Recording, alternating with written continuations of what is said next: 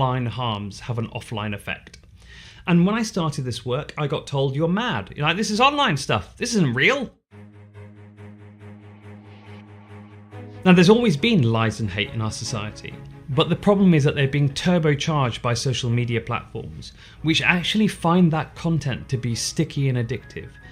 Whether it's conspiracy theories that lead people down rabbit holes, or it's hate that makes people feel anxious and so therefore makes them respond, engage, get into arguments online, what the platforms have worked out is that it keeps people on platform. It's the ultimate addictive, sticky content.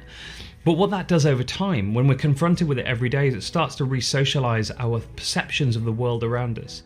You know, when you increase the amount of hate and lies in the world, it has this effect of making us more suspicious of other people, of the nonsense that they might believe. It's creating a system in which we can't trust our neighbour.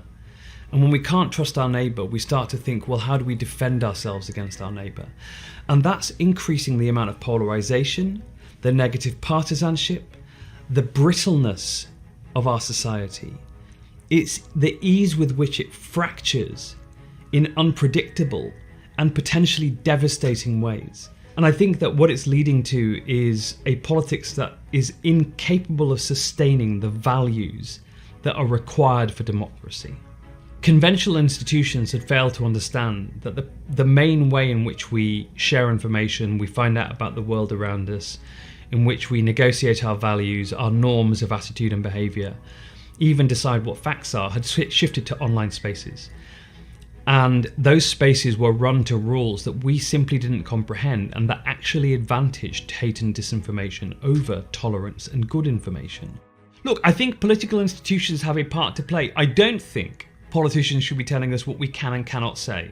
And so what I want them to do is actually be enabling. I need enabling legislation for transparency of the algorithms, transparency of the content enforcement policy, transparency of the advertising, so that we can hold them meaningfully accountable in alliance with government, with regulatory bodies and with select committees, congressional committees, so meaningfully accountable based on transparent data, and then have mechanisms where they do create harm that they can be held economically responsible.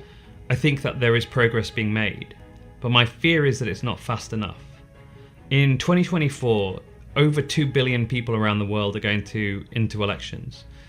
And I'm old enough to remember when Francis Fukuyama wrote The End of History and said that liberal democracy had succeeded and it was over. Well, now in 2024, we find ourselves at a tipping point where we could tip into authoritarianism and a digital-led populism very, very easily.